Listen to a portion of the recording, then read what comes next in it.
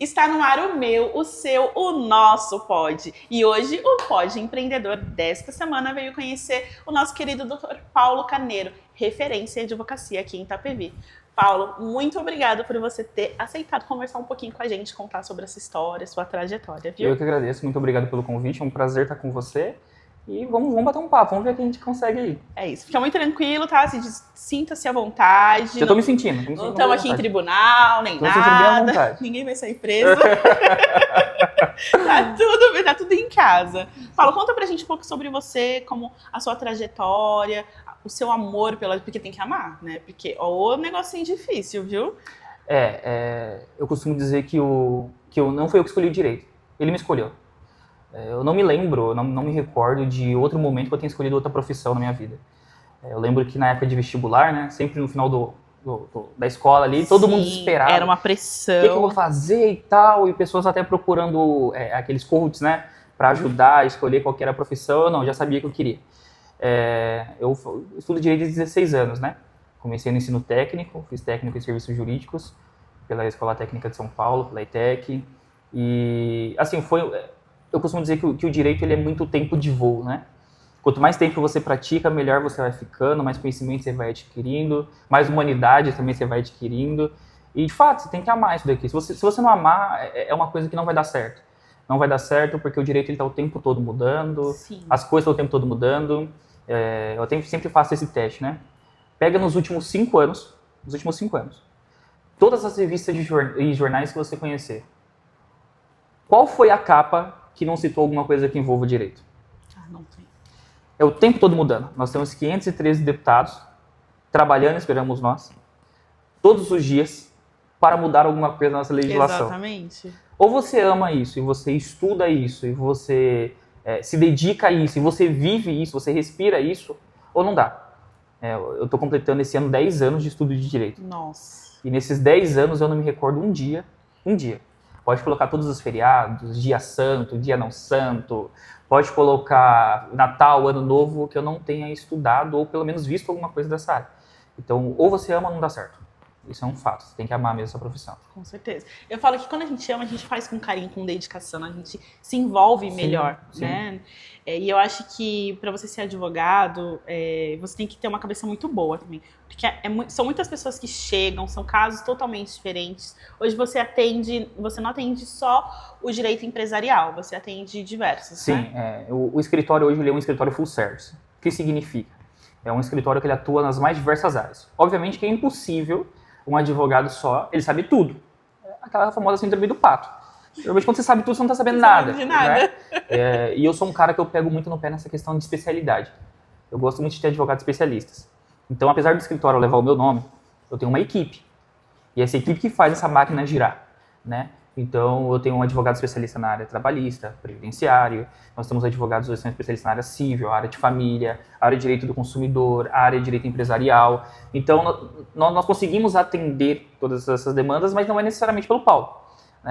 Os clientes muitas vezes vêm buscar, e aí eu faço o primeiro atendimento, normalmente, e depois o cliente fala assim, mas não é você que vai me atender? Não, eu vou estar aqui, eu estou olhando tudo, eu estou de olho em tudo, estou fiscalizando, vamos assim dizer, mas não necessariamente isso é apenas o Paulo. Hoje o escritório ele tem as mais diversas áreas com as mais diversas especialistas. Né? Então, aqui a gente já chegou a atender até mesmo alguns casos de direito internacional, mas com especialistas nessa área. Eu não sou especialista em direito internacional, mas nós temos especialista para isso. Obviamente que como gestor do escritório, eu acabo dando pitaco e andando Sim. em cada área, né? Vendo cada caso, eu conheço cada caso que hoje tem no escritório de perto todos.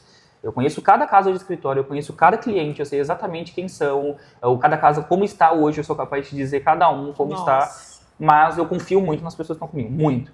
Então, o que eles fizerem, eles estão fazendo em meu nome e eu assino embaixo, de olho fechado. Você está há 10 anos, né, ali estudando, entendendo, aprendendo, mas você não começou direto com o seu escritório. Como que foi o início da sua carreira? Não. Eu fiquei 5 anos estagiando. 5 anos? 5 anos da faculdade eu estagiei. Quando eu comecei a faculdade, e assim como todo jovem, completou 18 anos, o que você quer fazer? Você quer ganhar o mundo, você quer ganhar dinheiro, você quer sair correndo, você quer fazer tudo ao mesmo tempo, você acha que o mundo vai acabar amanhã. Sim. E eu lembro que eu recebi um dos melhores conselhos que foi do meu pai. Ele falou assim, o mundo não vai acabar, calma, Esse é o momento de você aprender. E é necessário, às vezes, as pessoas, principalmente, estão começando agora a carreira, é entender isso. Você está começando agora, tenha humildade. Sente para aprender, sabe? Então, todos os locais, graças a Deus, que eu quis passar, eu consegui passar. Eu estagiei em cartório de notas, eu estagiei no Ministério Público, eu estagiei em escritório de advocacia.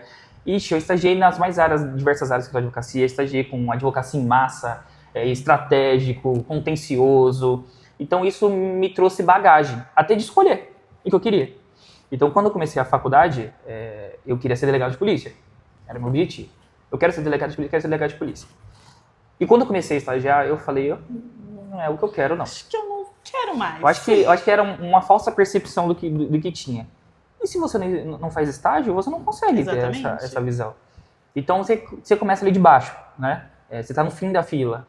Vai galgando o seu espaço, vai aprendendo, vai tendo humildade para isso.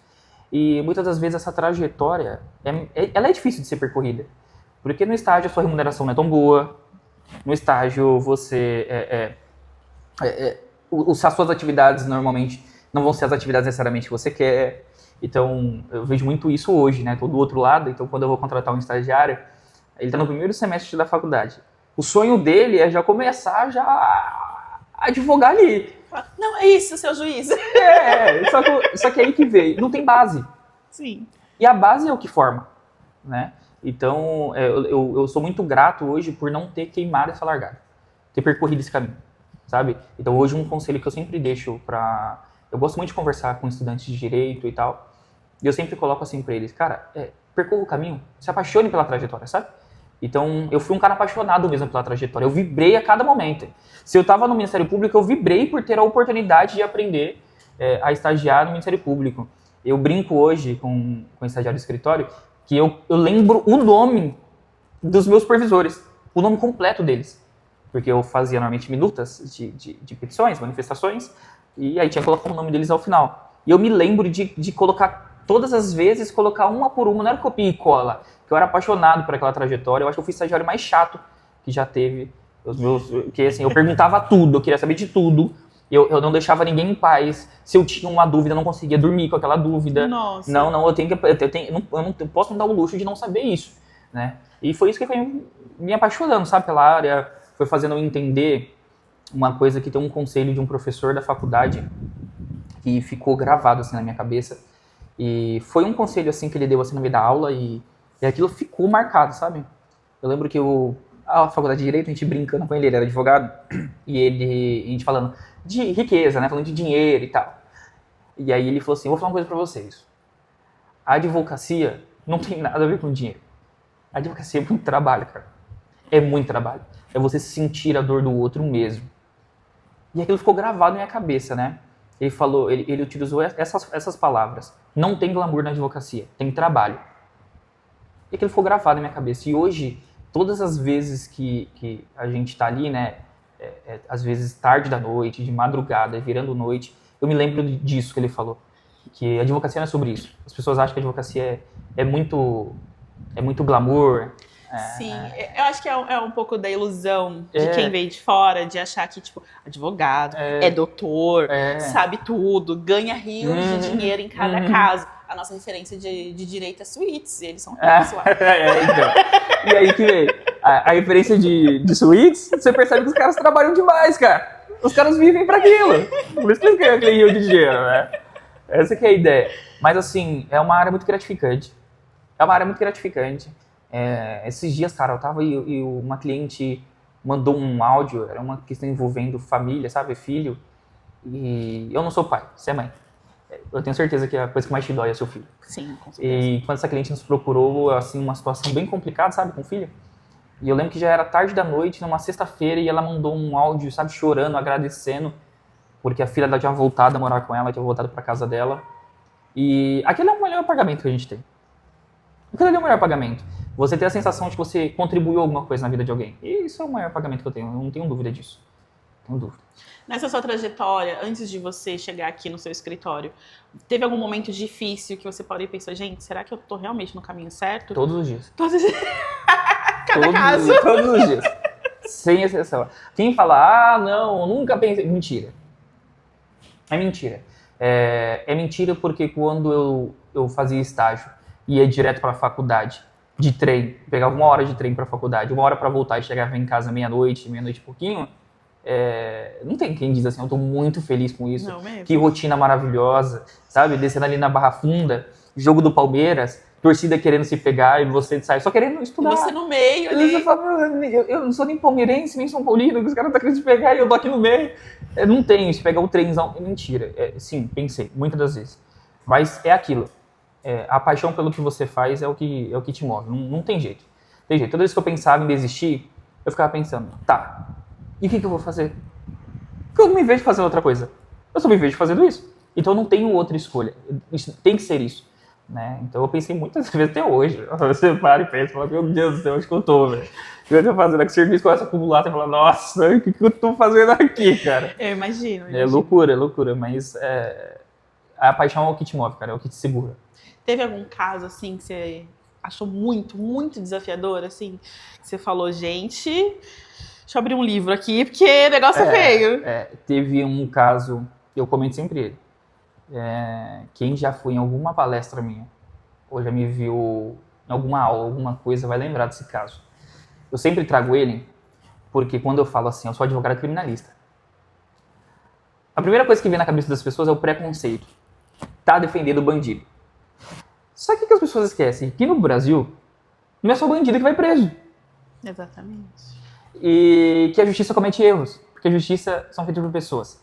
E ela vai continuar cometendo erros. E o advogado, ele não defende pessoas, ele defende direitos. E esse é o ponto central. Um Estado democrático de direito, ele tem como base isso. O advogado, ele é indispensável à administração da justiça. E bem no início, eu estava iniciando o meu escritório mesmo, propriamente dito. Eu lembro que chegou a indicação de um caso, e eu lembro exatamente desse caso, não por ele ser desafiador do ponto de vista técnico, mas ele ser desafiador do ponto de vista de ser humano. Era um domingo, eu lembro que você hoje estava pronto para o aniversário do meu sobrinho, e essa mãe me ligou, e ela estava bem abalada com a situação, e o filho dela tinha sido preso. E aí era em Osasco, 5º DP de Osasco. E eu fui para lá. E eu já fui com aquela cabeça, eu não vou mentir para você, de pré-julgamento, porque a notícia que tinha chegado para mim era, olha, o delegado acabou de atuar ali em flagrante por 2 roubos seguidos de motocicleta. Nossa. E o delegado está cogitando uma formação de quadrilha, porque um dos presos juntamente com ele tinha acabado de matar um sargento da Polícia Militar. E aí, quando eu cheguei lá, essa delegacia, ela fica ao lado do batalhão. Então você imagina o tanto de viatura da Polícia Militar que tinha no local. E eu já cheguei um pouco tarde, porque a família foi me acionar, já era um pouco tarde, mas já tinha passado reportagem por lá, já tinha passado a Globo, a Record, o SBT por lá, já tinha feito... Enfim, a situação estava daquele jeito. Já tinha passado todo tipo de policial militar por lá, imagina. Uma das pessoas estava sendo acusada de ter matado um parceiro deles em uma situação muito recente. Fazia uns 2, 3 meses que esse fato tinha acontecido. E eu lembro quando eu cheguei, eu olhei pra mãe, tava a mãe e a então noiva dele. E eu olhei pra mãe e falei, foi ele? E eu não costumo fazer essa pergunta. Os clientes me conhecem, eu falo pra eles, só você e Deus sabem o que foi que aconteceu. Você não precisa me contar. O que eu quero saber é o que tá no processo. O que você achar que é importante de você me contar, me conte. E eu fiz essa pergunta pra mim, não sei porquê, eu perguntei pra mim, foi ele? Eu lembro que essa mãe olhou pra mim e falou assim, doutor, eu conheço meu filho. Ela não me conhecia, né? Estávamos conhecendo ali. Eu conheço meu filho. Eu tive a oportunidade de conversar com ele. E ele olhou no meu olho e falou que não foi. Meu filho não mente pra mim. E aí, naquela hora, me veio uma sensação. Mesmo que eu queria acreditar nela, eu falei, é coisa de mãe. Mãe, né? Tá Mãe vai defender. Aí eu lembro que eu entrei, assim, no corredor da delegacia. E eu dei de cara com o delegado. E era um delegado novo. E eu comecei a conversar com ele. Já tinha apurado a situação lá fora, com a mãe, com a noiva, já tinha pegado ali o pouco de informação, naquele momento, aquele calor da emoção ali que eu conseguia. Quem atua em flagrante sabe que é muito complicado, que é tudo muito corrido, às vezes não dá muito tempo de você pegar muita informação, as provas, aí precisa de uma declaração, e até você conseguir essa declaração, precisa para agora. E aí eu comecei a conversar com o delegado, naquela ideia de advogado, de tentar ajudar meu cliente, tal. E aí eu lembro que tinha um escrivão, ele tava com a cara bem fechada, assim, sentado, assim, bravo, né? Eram 4 presos. Nossa. 4 flagrantes para ele lavrar. reportagem de tudo que era lugar. Imagine como é que tava o clima ali, né? Forfeiro que tava acontecendo ali, o clima tava maravilhoso, assim. E aí eu lembro que o escrivão olhou e ele digitando, eu conversando com o delegado, eu não tava nem conversando com o escrivão. E aí ele falou assim, e eu falei, ô doutor, ó, não é papo de advogado, mas existe uma possibilidade muito grande de não ter sido meu cliente. E aí o escrivão falou assim, desde quando eu entrei na polícia, todo mundo que passa por aqui é inocente. Nossa, eu lembro que me subiu o sangue. E eu comecei a discutir com o escrivão. Falei, alguém tá falando com você?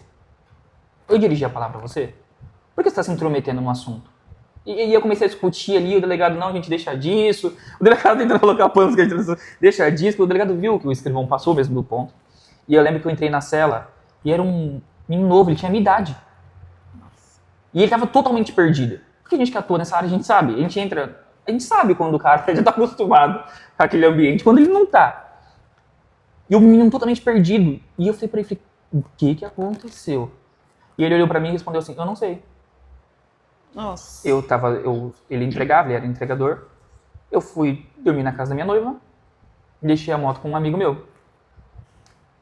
No outro dia de manhã ele foi me buscar e eu fui até a casa da minha mãe, pra gente buscar a mochila que a gente faz a entrega. E eu cheguei parei a moto de frente pra casa da minha mãe e veio um policial e me abordou.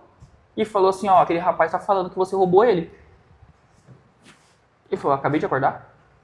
Tô vindo aqui na casa, que é a casa da minha mãe. E o policial, não, vou ter que levar pra delegacia, ele leva pra delegacia, reconhecimento, o cara ficou preso. E eu lembro que eu fui pra audiência de custódia, a prisão dele foi homologada e foi convertida em prisão preventiva, flagrante. E foi muito difícil dar essa notícia pra mãe, porque ela tinha tanta certeza da inocência do filho que ela tinha certeza que ele ia sair no outro dia. E dali começou, cara, nossa, uma saga. Eu fiquei, acho que foi 24 dias, eu lembro, pra soltar esse moleque. Nossa. Foram 24 dias que eu quase não conseguia dormir. Porque você tem a sensação de que existe um inocente preso. E ele depende de você. Ele só tem você naquele momento. Ninguém mais pode ajudar ele, só você. E eu lembro que nesses 24 dias eu despachei com Deus e o mundo. Eu fui despachar com uma promotora, eu peguei uma promotora substituta, discuti com ela na sala, ela ameaçou de me prender. Ela não queria nem me atender. Ela não queria nem me atender. E aí eu lembro que quando eu entrei na sala dela, ela fez assim, olha, doutor, desse jeito, você jogou assim na mesa. Olha, doutor, já vou avisando o senhor que eu já denunciei, tá bom? A partir de agora já não é mais problema meu, tá encerrando hoje a minha atribuição, amanhã tem um novo promotor de justiça, se o senhor quiser conversar com o novo promotor de justiça amanhã. E aí eu lembro que eu já tava também com o nervo ali um pouco a flor da pele. Eu fui soltar esse menino depois de 24 dias. Eu consegui câmera, mostrando que ele tinha entrado na casa da noiva naquele dia. Eu fui até o local, fiz diligência no local para localizar. Tudo isso por conta de um reconhecimento. Qual era a prova que se tinha? Um reconhecimento. Era um reconhecimento que a gente tinha. Nossa. Um reconhecimento de um cara que falou, foi ele que me assaltou. Mas você viu o cara, vi como é que ele estava? Ele estava de capacete. E você reconheceu ele agora sem capacete? Não reconheceu. Soltei esse rapaz e aí eu te contei com um trabalho técnico do empate forense. E eu lembro que quando eu chamei empate forense, eles compraram essa briga mesmo comigo. Eles viram o estado que estava a situação, conversaram com a família e eles viram. E o que salvou a gente foi os dados que continha no celular. O celular ele é controlado por ERBs, que são as estações rádio base. E através dessa estação rádio base a gente consegue fazer uma triangulação. Como ele tinha chegado muito tarde naquele dia com o celular dele, quem é que hoje anda sem celular? Ninguém. Ele tinha colocado o celular dele, ele tinha tirado a internet, tinha feito alguma coisa, não lembro se ele tinha colocado no modo avião, não lembro, alguma coisa assim. Então a gente não conseguiu a localização exata do Google. Não conseguimos a localização exata do Google. Mas a gente conseguiu fazer uma triangulação das estações rádio base por conta de um SMS que a TIM tinha mandado pra ele. Esse SMS que enche o saco. Vinha ficar reclamando dos SMS aí da a TIM olha mandou aí. um SMS pra ele, essas promoções, e a gente conseguiu triangular e ver que ele estava na casa, e através disso nós vamos comprovar. E o pior, fomos para audiência. Toda prova que é produzida no inquérito policial tem que ser produzida novamente em audiência, repetida, a gente fala, salvo aquelas que não podem ser produzidas, né? Uhum. E aí fomos fazer o reconhecimento em audiência. 2 vítimas. Elas não reconheceram ninguém.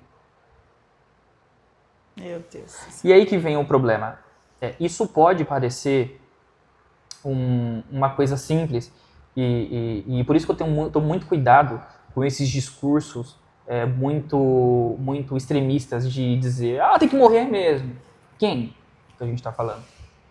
Porque será um rapaz, um jovem, E eu lembro que no dia, a característica que a vítima tinha dito ao Copom, que dentre as provas que eu solicitei, eu pedi a gravação da vítima com a central da Polícia Militar. Sim. E veio a gravação dela com o Copom. E na gravação ela fala assim, quem me assaltou foi um rapaz negro que estava de roupa azul. E eu estava com um terno azul no dia da audiência. E eu até brinquei com o juiz, falei, Excelência, eu vou tomar cuidado porque eu sou negro e estou de azul. Daqui a pouco fui eu. Porque eu comecei a apertar a vítima na hora da audiência, e aí ela começou dizendo que eram 3 pessoas que tinham assaltado ela. Na gravação eu já tinha falado 4. Eu comecei a apertar, foi para 4. Continuei em inquirição, mais um pouquinho, foi para 5. Eu falei, Excelência, eu vou parar. Porque senão daqui a pouco até vou silêncio, também estava lá no dia do assalto. Porque, e é isso que eu falo, a gente tem que tomar muito cuidado com essas formas, sabe? Tem que tudo morrer. Será? A gente tem que tomar muito cuidado, a gente comete muito erro. É um rapaz que ficou preso 24 dias. Eu acho que ele nunca tinha passado na frente de uma delegacia nem para tirar RG, sabe? E ficar preso. Você tem ideia que você vai ficar recluso 24 dias? O rapaz foi encaminhado com CDP, sabe? Imagina o psicológico desse rapaz. Não, o medo de ficar ali pra sempre, de dar tudo Exato. errado. E a pena não é só dele. A pena é da família toda. Sim. Nisso, a mãe ficou 24 dias, certamente, passando os piores dias da vida dela. Desesperada. Eu lembro que quando o juiz revogou a prisão preventiva dele, eu liguei pra mãe, na hora. E eu comecei a falar com ela e ela não conseguiu terminar a ligação comigo. Uma tia dele teve que assumir o telefone para concluir. Não foi o caso mais difícil tecnicamente que eu peguei, mas foi o caso certamente que mais mexeu comigo e que mais exigiu um trabalho mesmo do escritório, porque tivemos que ir a campo, pegar a câmera, conversar com o vizinho, e aí vem um preconceito, porque o vizinho tem uma câmera. Você fala, Carol, e como é que você se apresenta nesse momento? E aí você fala, tá preso, pronto, todo mundo já vira a cara, já torce o beiço, já não quer fornecer imagem, vizinho fala que a câmera não tá funcionando, aí até eu pedi autorização judicial para aquela câmera vir mais dias daquela pessoa presa. Então, assim, foi uma situação bem complicada. Eu imagino. A gente tem um conhecido que ele foi preso por conta de pensão. Mas nem foi culpa dele, era uma pensão descontada em folha de pagamento da empresa. Aí ele estava de férias, teve um erro ali, ficou acho que uns 2 meses sem pagar essa pensão. Aí ele foi preso e ele passou uma noite na cadeia. A virada assim do dia era de um domingo para segunda, alguma coisa assim, que era final de semana e a advogada falou que não ia ter como ajudar. E quando ele saiu, a gente levou ele para jantar, né, com a família dele e tal.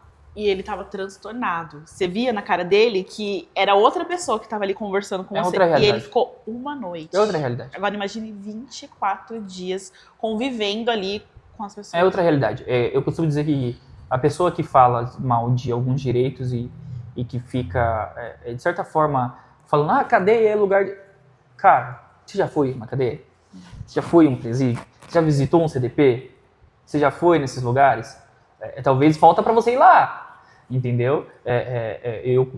Eu sou advogado, faz anos que eu vou nesses lugares. Toda vez que eu vou, eu volto mal. Nossa. Toda vez que eu vou, eu volto mal. Eu ir em um CDP, em um presídio, eu volto mal. Porque é uma situação onde que o estado de dignidade da pessoa acabou. Esses tempos eu até escrevi um artigo sobre isso, que eu falei do estado de coisa inconstitucional que estão os presídios. Isso não é uma defesa a preso. Eu também sinto insegurança. Eu também tenho medo de ser roubado. Eu também tenho medo de ser assaltado. Eu também tenho medo de ser sequestrado. Eu também tenho medo de que alguém faça mal à minha esposa, à minha sobrinha, à minha mãe. Eu também tenho medo. Existem crimes que também me chocam. Certamente. O crime em si me choca.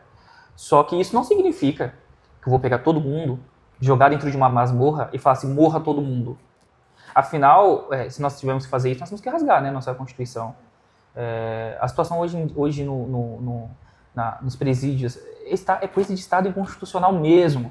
É superlotação, é gente morrendo, sabe, em presídio por falta de remédio.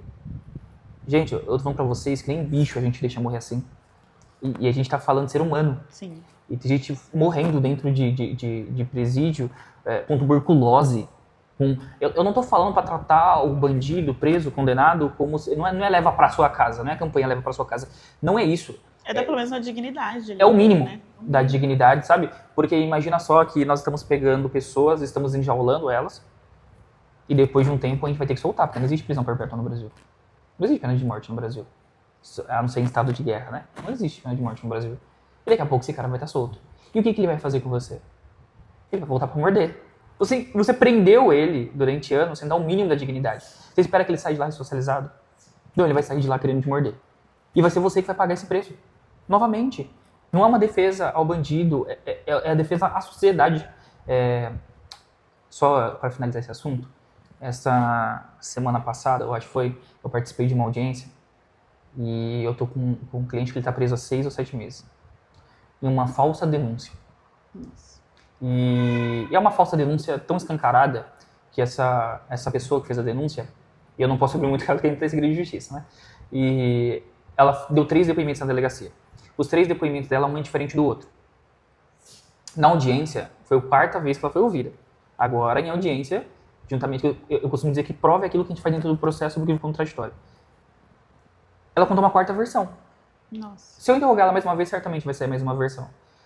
Teve um claro crime de falso testemunho nessa audiência, uma testemunha que tinha dito uma coisa na delegacia, chegou na audiência e disse, eu falei isso porque minha mulher mandou. Mas não, ela mandou falar isso, daí eu falei isso lá na delegacia.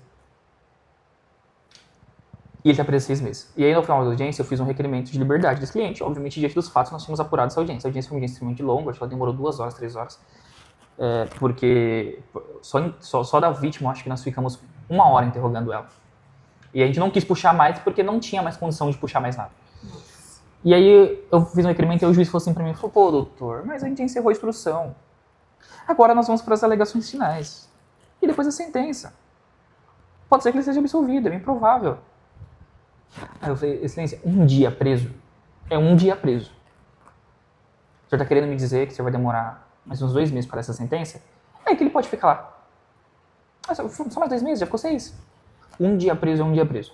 Então, nós temos que tomar cuidado com essas questões. Sei que foi um caso que me chocou muito. O caso, posso falar o nome dele? O do Wesley. Foi um caso que me chocou muito. Porque exigiu de mim, da nossa equipe, um trabalho muito, muito detido. Foram 24 dias ali só naquilo. A gente não fez mais nada, foi 24 dias só nesse caso. Nesse caso que a polícia abordou ele, o que o senhor recomenda? Esse caso foi um caso bem complicado, porque a moto tinha sido achada de frente para a casa da mãe dele, do outro lado é um prédio, e a polícia militar estava lá. E ali, se nós vamos pegar a regra estrita do que manda as convenções de direitos humanos, do que manda a recomendação do CNJ, o próprio Tribunal de Justiça de São Paulo, esse processo essa prova, ela estaria contaminada. Por quê? Estava a vítima e um policial militar, que foi quem localizou a moto. E a vítima foi até lá, ver se era a moto dele mesmo e retirar a moto dele. Até então não tinha prendido ninguém ali. E essa é a questão. Ele não foi preso em flagrante, no ato. Ele foi preso depois. Porque o flagrante é o quê? É na hora que ele tá pegando, é isso? Nós temos hoje alguns tipos de flagrante, tá? O flagrante nós vamos dizer que é a chama que está queimando. É o momento.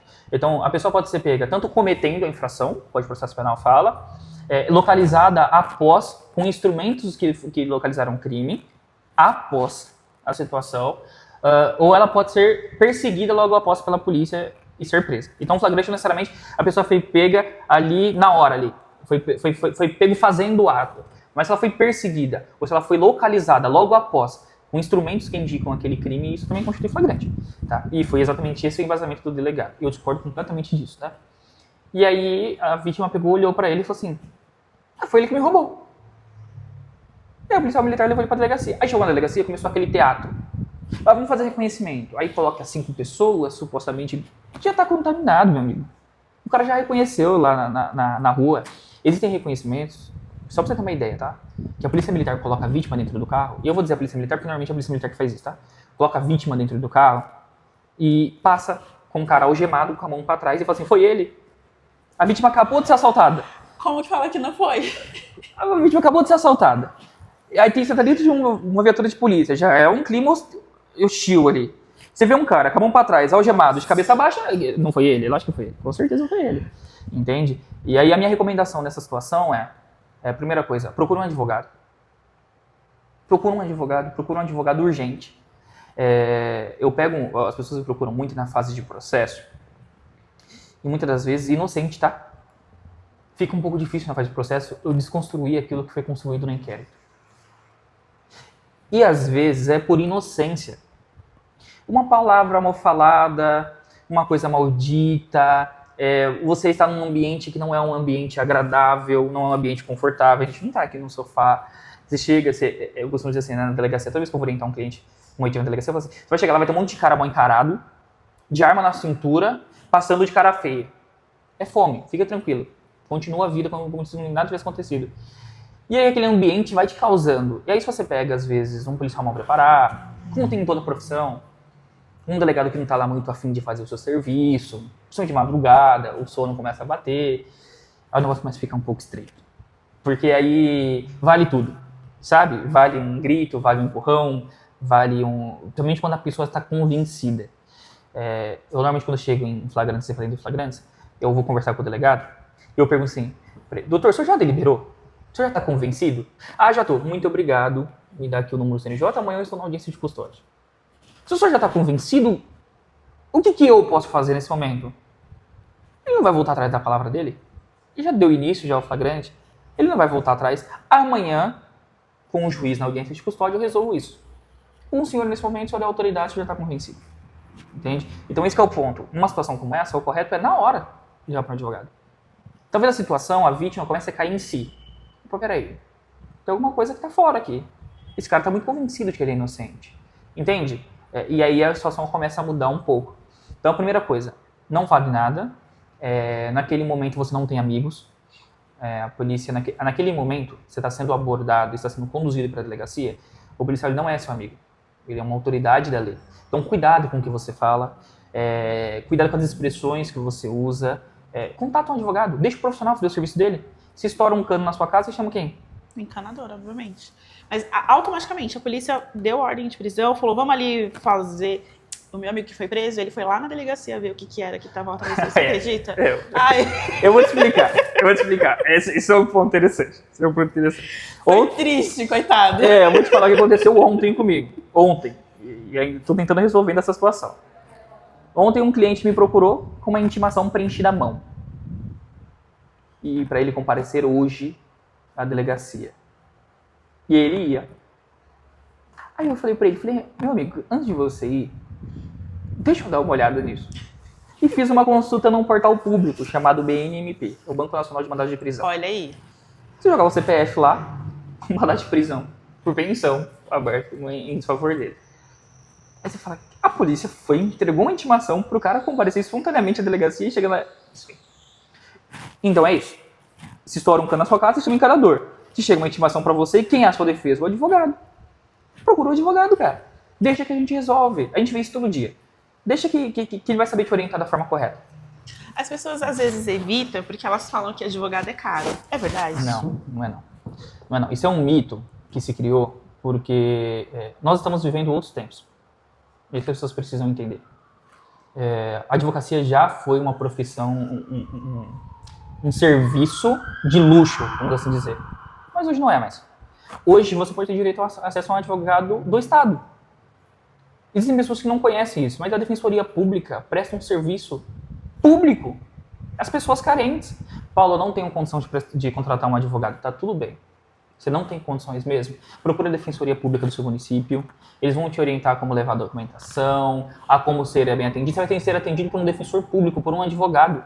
Então, assim, hoje o acesso à justiça ele está mais fácil. Primeiro, nós somos o país com o maior número de advogados por habitante do mundo. Nossa. Ninguém forma mais bacharéis em direito do que o Brasil. E ninguém tem maior número de advogado per capita do que o Brasil, no mundo. No mundo. Então você fala assim, eu não consegui achar um advogado. Todo o serviço de advogado que eu procurei era caro. Não é. Obviamente que uma coisa é você contratar... Existem serviços e serviços, né? Usando esse mesmo exemplo do encanador, tipo, essa mesma linha de raciocínio, se você ligar para 10 encanadores, certamente vão sair 10 preços diferentes. Sim. São 10 profissionais diferentes e 10 formas de trabalhar diferentes. Aí fica a seu critério escolher quem você quer. Talvez se você me procurar o seu preço, o meu preço não vai ser o preço mais barato. Com certeza não vai ser. Mas você tem outros modos, você tem outros profissionais tão bons quanto, muitas das vezes. Eu costumo dizer que eu não fico nesse ciúmes, sabe? De ficar, não tem que... Não, cara, tem profissionais tão bons quanto, eu não sou o alecrim dourado, não. Pode ficar tranquilo. Continuando nessa linha de encanador, né, eles têm profissionais, tem um jeitinho brasileiro ali de resolver as coisas. E isso tem no sistema jurídico também, não tem? Um Tem. jeitinho. Como você Infelizmente. lida com esse tipo de Infelizmente, coisa? eu não lido. Eu simplesmente não trabalho dessa forma. Mas quando você encontra um processo que já teve ali o jeitinho... Sim. o que você Hoje faz? isso tá bem menos. E hoje isso tá infinitamente menos. Até por conta da tecnologia. Hoje tá muito mais difícil aquele famoso me ajuda aí, né, que tinha bastante, né, esse jeitinho, né, das coisas ser. Porque hoje tudo fica gravado, tudo fica... Né, então hoje é tudo documentado, Sim. então hoje se tornou mais difícil, mas não deixou de existir, isso continua existindo. Eu costumo dizer o seguinte, qual é a moral que eu tenho de fazer qualquer tipo de julgamento de um político, ou mesmo do cara que acabou de ser preso e você queria que ele morresse lá nas masmorras dos presídios, se eu pratico esse ato também? Não existe crime e crimão. Crime é crime. Ponto. E todas as vezes que você vê alguém passando na frente de algo, alguém levando vantagem sobre algo, lembra que alguém saiu prejudicado. Ainda que indiretamente. Ah, não, mas eu dei esse jeitinho aqui, mas não prejudicou ninguém. Quando nada, você prejudicou a sociedade. Quando nada, você deixou alguém deixou de ter direito, de ter acesso àquilo. Né? Então, eu costumo dizer assim, você que é um advogado, muito prazer, meu nome é Paulo, estou aqui para defender o seu direito, mas você que é um bandido, você não vai lidar comigo. É diferente. É diferente, são formas de ver diferente. Infelizmente, digo isso infelizmente, mas eu posso falar com propriedade, porque é a minha classe e advogado, infelizmente, a gente tem bastante que está nesse meio. E eu digo isso com muito peso no coração, porque isso é um desserviço à sociedade. Isso é de fato um desserviço à sociedade, sabe? Nós somos um mundo público, cara. A Constituição garantiu a gente algo que não garantiu as outras profissões. E se você não entendeu isso, está na profissão errada. Muda de profissão. Está errado. Você já recusou algum cliente? Cliente, sim. Caso não. Cliente, sim. Cliente, alguns. Pode contar o porquê? Quer que eu seja breve? Porque ele é chato. Opção. Eu vou dizer, eu vou explicar o porquê. Você vai no médico, aí você olha pro médico e você não confia muito nele. Você fala, esse médico aí... O cara não sabe exatamente como te examinar, você começa a falar, você começa a ver o cara que tá pensando no Google. O que você faz? Você vai tomar a medicação que ele tá te passando? Não. Você fala assim, não, eu vou procurar uma segunda opinião com esse cara aí. Esse cara não sei se ele é médico. Ou seja... Eu odeio entrar em sala de médico que ele não olha pra minha cara. Então. Eu já nem sento. Então há uma relação de confiança. Exatamente. Entre você e o médico. O advogado é a mesma coisa. E é muito simples. Por exemplo, eu não cobro multa dos meus clientes. Paulo, eu não tô confiando mais no seu serviço. Tá bom, pode procurar outro profissional. Eu não vou ter ciúme de você por conta disso. Fica à vontade. O que eu não aceito, e aí eu não aceito nem comigo, nem com as pessoas que trabalham comigo, é que o cliente ele fique questionando a sua capacidade com base em supostos conhecimentos que ele tem. O processo é seu. A decisão é sua. Sempre. Eu nunca vou interferir na sua decisão. Se o cliente chegar para mim e falar assim, Paulo, qual que é a decisão que você acha que eu tenho que tomar? Você nunca vai ouvir uma resposta minha. Eu não vou te dar essa resposta. Porque no final das contas, quando encerrar o seu processo, eu vou para minha casa e você vai com a sua. Você vai ter que lidar com as consequências daquilo, Parece não eu. psicólogo, que você tem que ficar adivinhando aqui, ó. Exatamente. Porque eu não vou poder te ajudar com as consequências. Então eu não posso te ajudar também como qual é a decisão que você vai tomar. O que eu posso te fazer é te abrir os riscos. Olha, por essa decisão aqui, esses são os riscos e essas são as consequências. Por essas são essas. Eu te dou os caminhos. Você que escolhe. E qual é o problema? O problema é quando o cliente começa a duvidar de você. E no início, se é uma pessoa que não me conhece, é a primeira vez que ela está vindo no meu escritório, eu entendo. Tem clientes que vêm aqui que já sofreram alguns golpes de outros advogados, Sim. ou falsos advogados, que foram ludibriados. E eu me coloco no lugar dela. Eu também, gato escaldado. Você vai ter medo de água quente. Eu me coloco no lugar dela, tá tudo certo. O problema é quando eu percebo que isso começa a ultrapassar uma barreira. Começa a ultrapassar uma barreira que eu já não consigo mais te prestar um bom serviço. Daqui a 20 anos, se eu estiver vivo, eu pretendo, estou fazendo de tudo para que esteja, você vai me procurar. E eu vou continuar sendo advogado. Isso daqui não é uma escalada para outra profissão. Eu não vou ser outra coisa. Eu vou permanecer sendo advogado e pretendo continuar sendo até o fim dos meus dias. Então eu não quero que daqui a algum tempo você olhe e bata aqui na minha porta e fale assim, esse advogado não me representou bem, ou fez eu tomar uma das piores decisões da minha vida, ou acabou com a minha... Porque muitas das vezes a gente mexe com questões que podem literalmente trazer prejuízos pro resto da vida da pessoa. E a gente tem que ter essa consciência. Então, na medida em que eu não estou conseguindo mais te prestar um bom serviço, eu abro mão. Só que eu fiz muito isso no início da minha carreira, principalmente. Hoje, eu já, com a experiência, eu já tenho um tato... Na hora da conversa com o cliente, eu já percebo. Mas antes, eu assumia os casos. E depois eu ia começar vendo isso. E aí eu tinha que ter a mesma hombridade que eu tive para aceitar o caso, de sentar com o cliente e falar, olha, eu já não consigo mais te ajudar.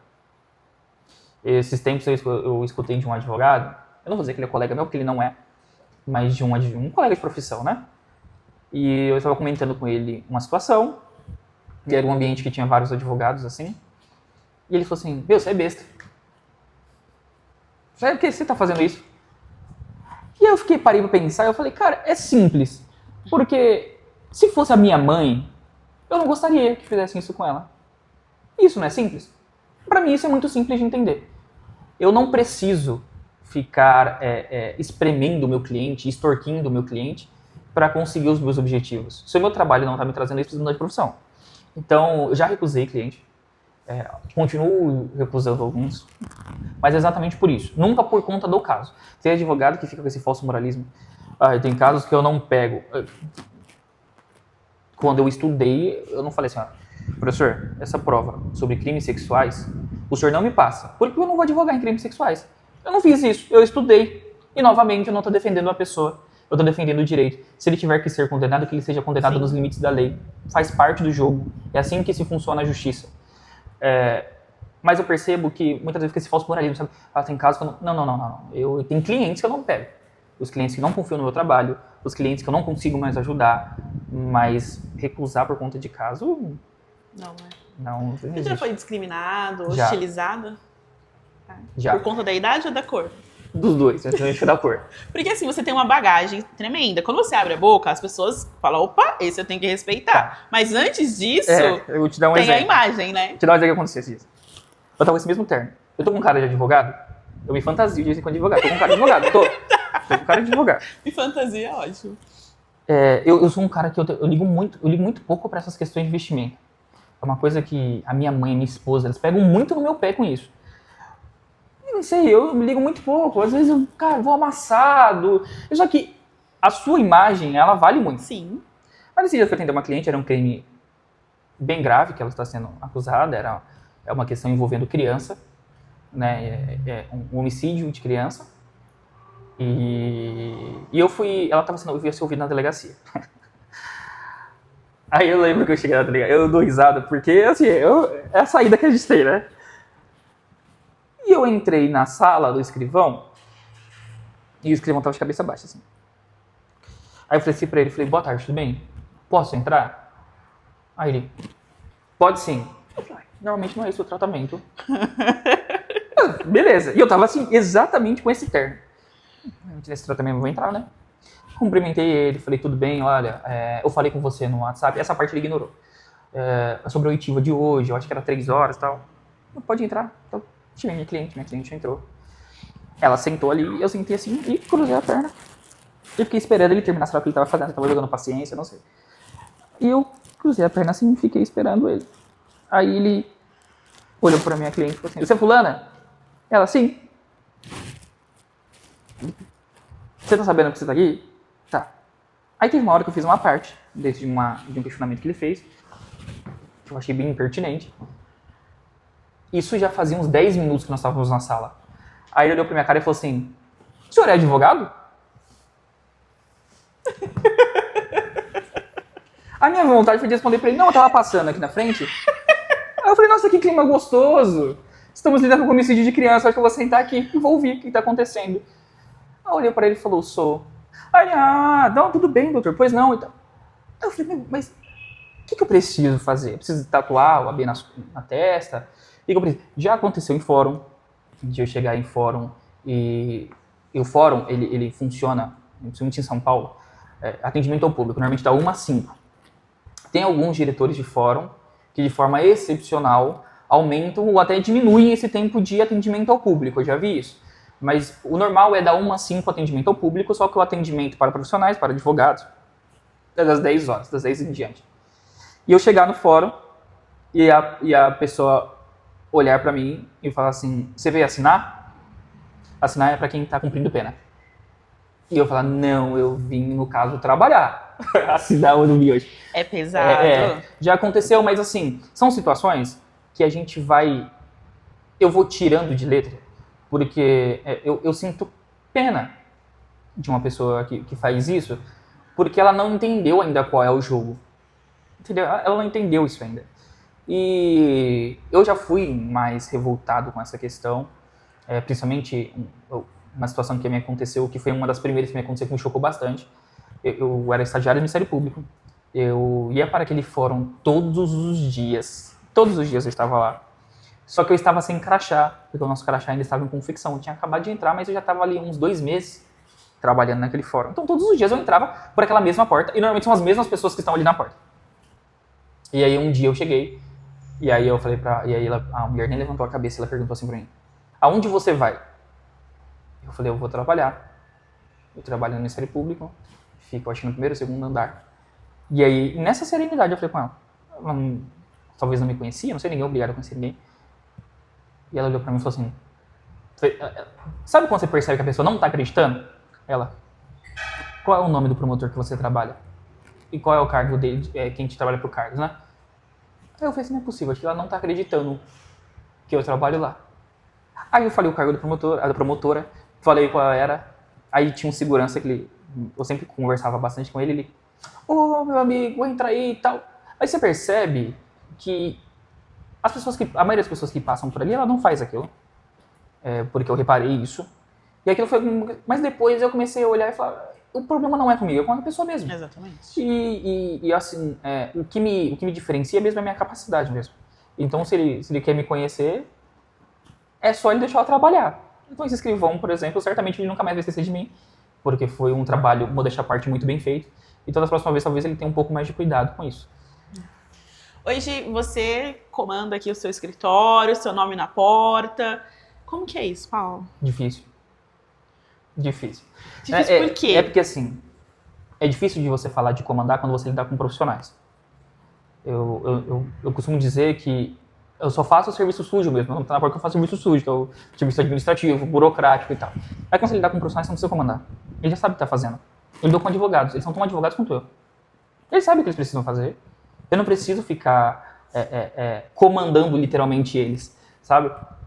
Eles são profissionais e eu confio neles. As pessoas que trabalham comigo, que estão comigo nessa jornada, são pessoas que já estão comigo há muito tempo. São pessoas que já conhecem a forma que eu trabalho e têm os mesmos princípios e valores que os meus. Eu abri vaga para estágio e teve 3 estagiárias, acho que foram 3 estagiárias que passaram por aqui e ficaram 3 dias, 4 dias. Nossa. E eu dispensei. Mas por quê? Falta de alinhamento de princípios e valores. As pessoas que trabalham comigo são pessoas que eu confio literalmente. Então, quando eu falo para o meu cliente, o advogado, a advogada vai te atender, pode ficar tranquilo. Eu os conheço, assino embaixo, e esse dia eu até brinquei com o advogado que trabalha comigo, o Dr. Diego. Eu cheguei, eu tive uma questão que precisava ser resolvida judicialmente, e eu falei assim pra ele, cara, quando você cobra pra você advogar pra mim? Brincando com ele, porque eu confio literalmente que ele vai fazer aquele serviço daquela forma. Então, são pessoas que eu literalmente, eu confio no serviço e assino embaixo. Então, é difícil do ponto de vista administrativo, porque é difícil lidar com pessoas. Sim. Pessoas são problemas o tempo todo. Eu sou um cara extremamente problemático. Eu tenho vários problemas. E lidar comigo não é fácil. Eles são, na verdade, eles que merecem um prêmio por me aguentar. Porque não é fácil mesmo lidar comigo. Eu sou um cara metódico. Eu gosto das coisas do jeito que eu coloquei, do jeito que eu alinhei. Eu sou um cara que, apesar de eu não comandar, eu cobro muito. Porque eu cobro pela excelência. Porque, novamente, todos os dias eu me lembro do porquê que eu tô aqui. E do porquê que as pessoas confiam os seus processos, as suas vidas, os seus interesses na minha mão. E eu tenho plena consciência da responsabilidade que isso é. E eu passo isso muito para eles o tempo todo. Gente, isso aqui é uma responsabilidade muito grande. Pra gente, muitas das vezes, é um exercício que eu tenho feito com muita frequência. É mais um processo. E entre tanto que nós temos, é mais um. Pra pessoa, é a filha da pessoa, é o pai da pessoa, é a empresa da pessoa, é o patrimônio da pessoa. Sim. Então eu levo isso muito em consideração. Isso daqui não é demagogo. Quem trabalha comigo, quem é meu cliente, sabe disso. Eu compro a briga. É minha também essa briga. Se eu assumir um negócio, eu vou brigar com você. E é muito difícil, porque as pessoas elas têm jeitos diferentes, né? Então, eu tenho, por exemplo, um advogado aqui, que ele é extremamente metódico, tal como eu.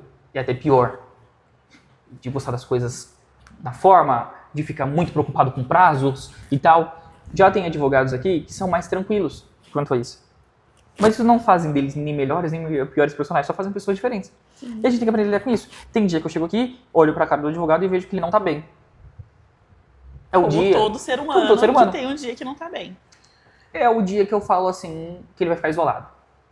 Gente, eu troco ideia com ele, tá tudo bem, como é que estão as coisas, tá precisando de alguma coisa. Eu costumo dizer assim, ó, se acontecer alguma coisa, você primeiro resolve a sua vida pessoal e depois você me liga, avisando. Ó, Paulo, não deu pra ir, ó, Paulo, não deu pra fazer porque aconteceu isso. Mas primeiro resolva a sua vida pessoal. Não vem, porque é complicado. Imagine você ter que lidar, a advocacia se lida o dia inteiro com o problema das outras pessoas, com insegurança das outras pessoas, com ansiedade das outras pessoas, e você vir pra cá com os seus problemas, com a sua ansiedade, não vai dar certo. Não vai dar certo. Então, a maior dificuldade é o advogado, ele foi treinado para ser advogado, para lidar com o direito. Mas as faculdades não ensinam você a lidar com gente. E a advocacia é lidar com gente. Então, isso é uma coisa que você vai pegando com o tempo de voo, sabe? Sim. Com o tempo de trabalho, sim, com o tempo de atendimento ao cliente, com o tempo do cliente chegar aqui, às vezes, para ser atendido e um parente dele tá preso, e você dá um bom dia para ele, e você oferecer uma água para ele, e você oferecer um café para ele, e você colocar ele numa posição de segurança e dizer assim, cara, ó, escuta só, aqui ninguém tá te julgando. Tem cliente que chega aqui e muitas das vezes ele fica inseguro de falar qual é o crime que ele tá sendo investigado, por vergonha. E aí você tem que colocar ele e falar assim, cara, escuta só, deixa eu te falar uma coisa. Primeira coisa que eu gosto sempre de colocar, todos nós já fomos criminosos em alguma instância. Quem gosta de beber, dificilmente não deu um golinho numa cerveja e saiu dirigindo o carro. E é crime igual. Então, vamos parar com essa hipocrisia de querer ficar julgando os erros do outro e esquecendo dos nossos? Vamos colocar todo mundo na mesma balança? Obviamente, a pessoa colocando num pai de família que bebeu uma cerveja e saiu, não, eu não estou igualando uma coisa, não é um julgamento moral. O que eu estou fazendo é, vamos tirar primeiro esse elefante da sala? Vamos primeiro ouvir? Tem uma sustentação oral, que eu não vou me arriscar de dizer o nome dele, porque é difícil, eu não me recordo exatamente, que é para não cometer um erro. Mas foi na defesa do presidente Lula. Eu lembro que eu estava na faculdade ainda, e eu assisti aquela sustentação oral no Supremo, e eu falei, ele foi presidente da OAB nacional. Eu lembro que eu falei, nossa, esse cara é muito fera na sustentação e tal. E na sustentação ele falava, ele utilizou um termo em francês, mas uma expressão em francês que foi no julgamento da Revolução Francesa, mas que faz total sentido, que é, antes de você cortar a cabeça de alguém, tem que escutar essa cabeça primeiro. Antes de sair por aí fazendo julgamento sumário, tem que escutar. E isso vale pra tudo, isso vale pra gestão de pessoas. Antes de eu chegar aqui e falar assim, pô, esse cara tem produtivo, velho. Esse cara não tá fazendo nada. O cara chega aqui com um cara feio e vai embora. Deixa eu escutar ele. Talvez o problema seja na casa dele. Sim. Talvez, às vezes o cara tá passando por um problema com a mãe dele, na casa dele, com a mulher dele, na casa dele, até uma doença. E a gente tem que estar sabendo. E eu trabalho com esse cara, meu. E eu costumo dizer assim, ó, o gestor, ele tem que fazer o negócio girar. Essa é a minha função. Eu só dou a cara aqui pra bater no podcast, pra conversar com você, e faço o negócio girar. O resto, quem faz o trabalho, são as pessoas que trabalham comigo. E eu preciso aprender isso. E é muito difícil, no direito ninguém te ensina isso. Me ensinaram a ser advogado, mas me ensinaram a gerir pessoas. Me falaram assim, ó, tem uma lá na faculdade que fala assim, ó, vou te ensinar a ter um escritório. Não tem. Você vai aprendendo na pancada. É na prática, no dia a dia. Aí você você vai lá e faz um curso pra você aprender alguma coisa sobre gestão.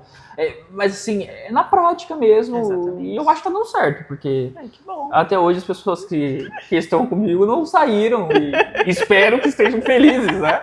Então eu acho que tá dando certo. Segunda-feira a gente vai descobrir. Esse comentário aí, né? Às vezes o cara tá passando, se sentiu oprimido, não tá me falando. Pô, fala, velho, chega aí, vamos trocar ideia, né? Me conta um pouquinho, assim, a gente tá numa era muito digital, Paulo. Assim, eu falo que a gente tá numa era porque eu vim de uma era que não tinha. Você já cresceu já nasci no nela, digital. já nasci nela. E você acha que ajuda, influencia? Porque assim, a gente gosta, as pessoas na internet, elas julgam muito sem saber da história. Viu lá, já começa a julgar, já começa a falar, condenar. Você acha que isso influencia, ajuda, atrapalha? Como que você lida com as redes sociais? A minha opinião disso é bem polêmica, porque ela não é uma opinião nem sim nem não. Ela é uma opinião um pouco mais profunda sobre isso, porque a gente tem um aspecto que a gente tem que observar sobre isso. Até certo ponto, a internet ela ajudou muito as pessoas a conhecerem os direitos dela. Sim. Então, hoje a pessoa abre o TikTok. Eu não tenho TikTok, mas a minha esposa tem. E de vez em quando eu tô vendo lá no TikTok, e aí aparece eles advogados dando as mais diversas dicas e opiniões sobre direito. Sim. E isso é muito importante. Isso é muito importante. Porque antigamente as pessoas eram muito leigas sobre isso e não tinham acesso a esse tipo de informação. Hoje ela já tem. Então isso é muito importante. Mas ao mesmo tempo, a gente tem que observar que o estudo do direito não é uma matemática. Eu não estou te ensinando a fazer uma conta. Que o resultado é exato. Então, muitas das vezes o cliente chega aqui porque ele viu que tá lá no Instagram, no TikTok, no YouTube, no ChatGPT, que tem muito agora, tem cliente que ele já chega quase com a ação pronta aqui. Sim. E aí você vai olhar e aí você tem que explicar para ele e falar assim, cara, deixa eu te explicar uma coisa.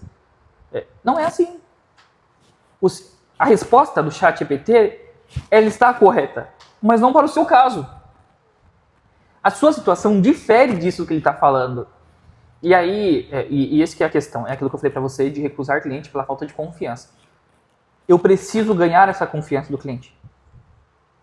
Dele entender, peraí, esse advogado não é que ele não quer fazer. Porque ganhar dinheiro todo mundo gosta. Exatamente. Eu também gosto. Eu poderia chegar aqui, eu cobrar um valor dele, e no final das contas não resolver nada, mas eu falei o que ele quis ouvir, né? E é isso que é o problema da internet. As pessoas estão falando o que as outras querem ouvir. Então, minha esposa vive me mostrando essas coisas, né? Isso aqui é verdade? Isso aqui é verdade? E aí na hora que eu vou olhar, eu falo, é uma meia verdade. E a meia verdade é um problema. O cara coloca lá assim, ó, você tem direito à troca do produto em 7 dias. Aí o pessoal acha que ele vai ali na loja ali, na Marisa, faço só o nome de uma loja aqui, vai comprar uma brusinha lá na Marisa e ela vai poder trocar. E não é assim que funciona. O direito à troca, ela só existe só na compra online. Se você foi lá e pegou o produto, levou o produto para casa e o produto não apresentou nenhum defeito, nenhum vício, a loja não é obrigada a trocar. Algumas lojas fazem isso por uma questão de relacionamento com o cliente. É a liberalidade da loja. Mas não é uma regra. E esse que é o ponto. As pessoas elas querem impor isso como se fosse uma regra. Porque ela viu eu não vou falar o advogado, senão eu vou estar sendo leviano. Mas ele viu o influenciador dele lá do Instagram, do TikTok, muitas das vezes irresponsável, passando uma meia informação. Então, todas as vezes que eu vou postar um story, ou vou fazer um vídeo para a internet, eu me preocupo muito com isso. Em passar a informação completa. E não deixar as pessoas numa falsa percepção de direito. Pior do que você não saber direito é você ter uma falsa percepção do seu direito. Porque isso te torna um cara prepotente e, principalmente, arrogante. Porque o cara, ele viu no TikTok que ele pode fazer a troca. Só que ele nem assistiu o vídeo completo. Às vezes no vídeo completo o cara falou que você não compra online. Aí ele chega lá na loja da brusinha e ele quer chamar a polícia. Vai pra loja. Ele quer arrumar e aí Sim. passa vergonha, porque não é isso. A lei não fala isso, entende? E o nosso judiciário está abarrotado desse tipo de situação. O nosso judiciário, esses tempos eu estava conversando com um juiz e eu fui fazer um despacho com ele e é um juiz extremamente atencioso. É um juiz que ele entende mesmo a situação e ele estava falando exatamente sobre isso, né? Ele estava falando sobre dano moral. E ele falou assim, eu não sei onde as pessoas tiraram que dano moral é tudo. Eu fiz uma compra aqui na Shein e veio errado. Nossa, me trouxe um dano moral porque eu tava esperando tanto por essa blusa. E eles não me responderam. Eu mandei uma mensagem, eles não me responderam. E o cara tá indignado, eu entendo essa indignação. Mas o dano moral ele vai além disso. Para configurar, para que eu tenha o dano moral, eu preciso que tenha de fato uma bala personalidade jurídica da pessoa. Se comprar uma blusa e essa blusa não ser entregue, não significa que houve dano moral. E aí o judiciário está abarrotado de situações como essa. Nossa. Abarrotado de situações. Porque, imagina essa situação, eu sou um advogado. Aí eu vou lá e posto um vídeo bem chamativo. Olha, você tem direito a isso. Você vai me procurar, não vai? Aí como é que eu olho essa situação e falo assim, olha, então, o negócio aqui mudou. Você não tem direito. Qual é a cara que eu falo isso? Eu vou ter que entrar com a situação de um jeito ou de outro. E aí que vem o problema, começa aqueles absurdos jurídicos. A gente que defende bastante empresa aqui, que faz assessoria jurídica para bastante empresa, a gente percebe isso. Muitas ações infundadas. Em todas as áreas. Estou falando no consumidor, eu estou falando no civil, eu estou falando no trabalhista. A pessoa faz uma leitura e hoje nós estamos numa era assim, né? A era da manchete. A pessoa não consegue ler uma matéria completa. Não. Ela olha a manchete. E a manchete, ela serve para te chamar a atenção mesmo. Bem sensacionalista. Então ela vai falar aquilo que você quer ouvir. E aí o cara não lê. E aí o cara chega aqui no escritório e ele quer discutir com você. E você está provando por ele, por A mais B. E ele quer discutir com você que... Não, falou que é isso mesmo. É o advogado de bar que fala. Todo mundo que frequenta bar tem um advogado. Então, faz um teste. Vai no primeiro bar que você encontrar hoje. Com certeza vai ter uma galera reunida, tomando uma cervejinha ali. E conta um caos. Uma situação que aconteceu com você, jurídica. Você vai ver quantos doutores aparecem ali. Você vai ver. Todo mundo tem uma solução pro seu problema. Sim. Esse daí é causa ganha. Isso daí, cara... Olha, quando foi eu ganhei 200 mil reais numa situação como essa. Isso daí, cara, isso daí é até de olho fechado. Você nem ser advogado pra fazer isso daí. Só que aí o cara vem aqui com essa falsa percepção. E não é assim, gente. Não é assim que funciona, não existe causa-ganha. Esse negócio de causa-ganha foi uma coisa que inventaram. Eu queria descobrir quem foi a pessoa que inventou isso, que a gente ia ter uma conversa diferente. Não existe. Todo o processo é 50% e 50%. 50% de ganhar, 50% de perder. Por quê? Porque nós estamos lidando com ser humano. E quando a gente lidar com ser humano, não dá para saber o que vai acontecer. Outra coisa, as meias-verdades que o cliente vai te contando. O cliente chega aqui e te conta uma meia-verdade, você entra com o processo confiando na palavra do seu cliente. Nos documentos que ele está apresentando. Na hora que vem a defesa, a situação já é outra. Então, assim, a internet ela ajudou, porque as pessoas elas estão mais cientes dos seus direitos. E isso é demonstrado pelo aumento no número de ações judiciais nos anos, o aumento de reclamações junto a órgãos de defesa do consumidor, como o PROCON, consumidor.gov, entre outros. Mas, ao mesmo tempo, possui uma falsa percepção de direito. Ler lei não é saber direito. Eu tenho uma estagiária aqui que ela é de primeiro ano, primeiranista, de direito. E aí eu revisito, né?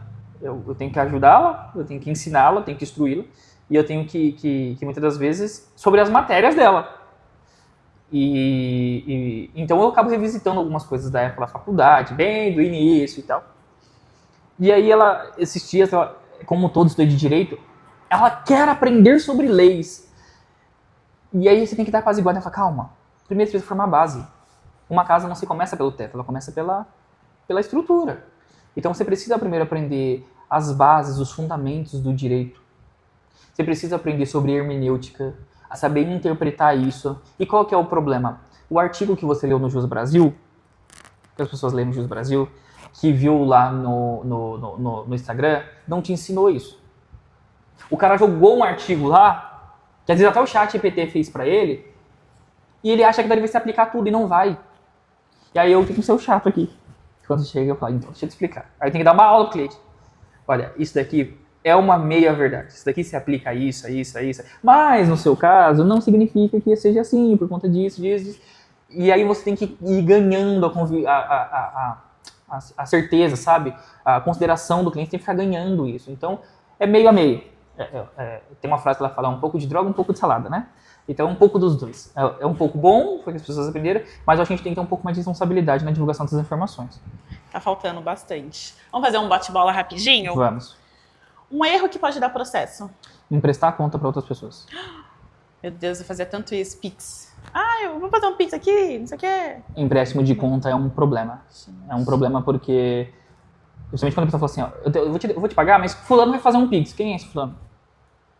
E se esse fulano deve estar sendo investigado uma lavagem de dinheiro, alguma coisa? Aí na hora que pega uma movimentação bancária, ele fez um Pix pra você.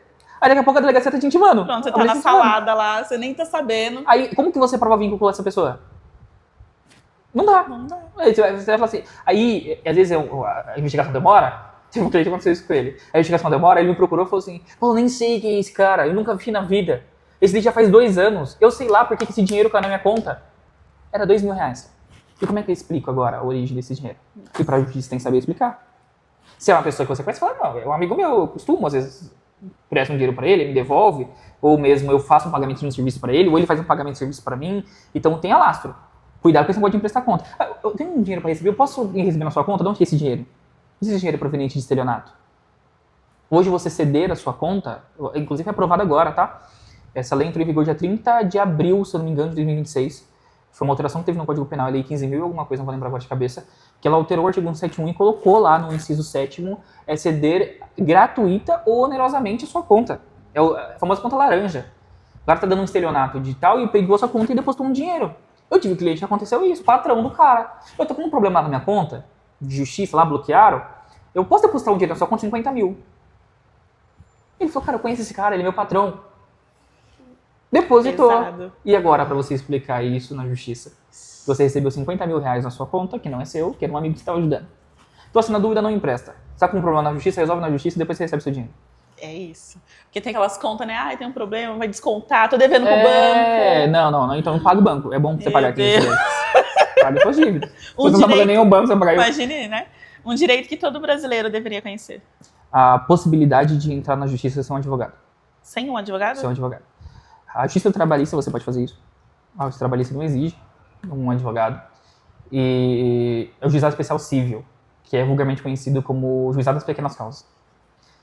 Tem que tomar um pouco de cuidado, porque ao mesmo tempo eu aconselho, eu desaconselhando. Para determinadas causas são boas. Por exemplo, da Shein. Pô, a Shein não tá devolvendo meu dinheiro, meu 100zão lá que eu paguei lá na minha blusa, e eu já tentei de tudo. Eu já fui no consumidor.gov, que é uma plataforma excelente, online, você não precisa nem sair de casa, você preenche lá um formulário, a empresa é obrigada a te responder, é o governo que está fiscalizando aquilo, gera relatório sobre aquilo, tem inteligência artificial te ajudando dentro do consumidor.gov. Tem até alguns casos que tem jurimetria, então possibilidade de acordo, a inteligência artificial vai te ajudando. Muito simples, um formulário na internet. É como se você estivesse abrindo uma conta no Instagram. Você coloca lá consumidor.gov e você consegue ter acesso àquilo.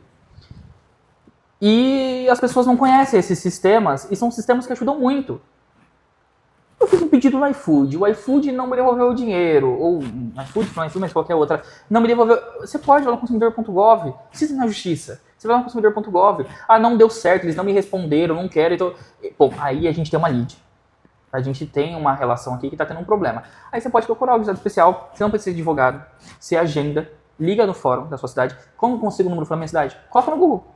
Telefone Tribunal de Justiça de São Paulo, ou telefone Fórum da cidade de Itapevi, de Jandira, Barueri, Osasco, de onde que for. Vai aparecer o número, você agenda, você vai lá, você não precisa de advogado. O próprio escrevente do fórum acaba te ajudando, te falando os documentos que você tem que levar. Ele não vai te ajudar a você processar outra empresa, mas os documentos, traz seu RG, traz sua... que está pedindo, compra na Shein, então traz o comprovante que você comprou na Shein, o comprovante de pagamento. Eu fiz uma reclamação no consumidor.gov e não tivemos uma solução, traz o extrato dessa... Ele mesmo vai te auxiliando ali e você tem um processo. Obviamente que esse juizado de pequenas causas vulgarmente conhecido, que é o juizado especial civil, ele é limitado, tem umas limitações, então limitação de valores, são até 20 salários mínimos, sem advogado, tem a limitação da matéria, né? Então, por exemplo, um divórcio litigioso não vai conseguir resolver no juizado especial civil. Então tem algumas limitações, né? Mas na maioria das causas, principalmente consumidor, você consegue resolver por lá. Ótimo. Justiça ou acordo? Acordo sempre. Melhor conselho jurídico que você daria para quem está começando? Para quem está começando, o melhor conselho jurídico que eu dou, estude. Estude porque hoje eu tenho visto uma onda de uma ideia de luxo do advogado, eventos e mais eventos, webinars, workshops e vendas de cursos que fature não sei quantos dígitos na advocacia. Você esqueceu de um problema. Para essas coisas acontecerem, e elas vão acontecer, se você está preocupado, se você é estudante de direito, se você está preocupado com o dinheiro, porque eu sei que é difícil e nós precisamos mesmo do dinheiro para sobreviver, mude as suas preocupações. Se preocupe em estudar e se preparar. E um cliente chegar na sua frente e você não passar vergonha, porque você está falando a maior asneira do mundo. Se prepare. Nós temos visto, e eu tenho acompanhado isso com um sentimento assim, de muita dor mesmo. Cada dia mais advogados mais mal preparados, sabe? Aquela coisa meio que eu tô aqui por causa do dinheiro, e o advogado que não conhece o processo. Esses dias eu entrei numa audiência, o juiz falou alegações finais orais. O advogado não tinha conseguido acessar o processo. Ele estava numa audiência de instrução. E ela não conseguiu acessar, né, que era uma mulher, ela não conseguiu acessar o processo. Isso é um desserviço. Uma pessoa, confiou aquilo, sabe? Então, se prepare. Esse é o tempo, o estudante de direito, durante a faculdade, não se preocupe em ganhar dinheiro. Vai chegar esse momento. Fica calmo. Essa hora vai chegar. Esse não é o momento. Aproveite a trajetória. Aproveite os perrengues. Hoje, por exemplo, eu dou risada dos perrengues que eu passava na faculdade. Esses perrengues, por exemplo, você tem que voltar lá na Barra Funda com briga de torcida, com um trem que você não consegue se mexer, de ter que voltar ansioso por causa da nota da prova, você ter que ir cansado, sabe? Muitas das vezes você trabalhou o dia inteiro, cara. Aí depois você tem que ir, aí você pega um professor que ele tá com um radinho. Já teve aula com o professor com radinho? É muito ruim, é horrível. O professor com um radinho, sabe, bem pequenininho assim, e ele vai falando, aquele radinho vai mais chiando do que falando. Você não consegue entender o que ele tá falando, você tem que entender. Aí o professor que não sabe fazer um slide, ele faz um slide todo bagunçado, e você tem que compreender que a matéria... Mas são perrengues que são bons, que ele tá te preparando. Porque eu tenho uma péssima notícia pra você. Se você não tá sabendo lidar com esses perrengues na faculdade, no judiciário o negócio tá pior. Um desembargador não vai ser seu professor. Você vai chegar numa sessão de julgamento e se você começar a achar que você é o alecrim dourado, você vai passar uma vergonha na sua vida que você não tem ideia. Os caras vão nem te ouvir. Aquilo não é brincadeira. Eles não estão brincando de ser juízes ali. Os caras estão julgando o governador do estado de São Paulo. Eles não estão brincando. Então, esse que é o principal ponto. Se prepare. Aproveita tudo. É final de semana? Final de semana de estudante de direito não é final de semana para descansar. É final de semana para aprender alguma coisa. E aprender alguma coisa não necessariamente ficar no livro. Tem vários museus. Vai em um museu. Tem palestra da OAB de São Paulo todo. É gratuito. É gratuito.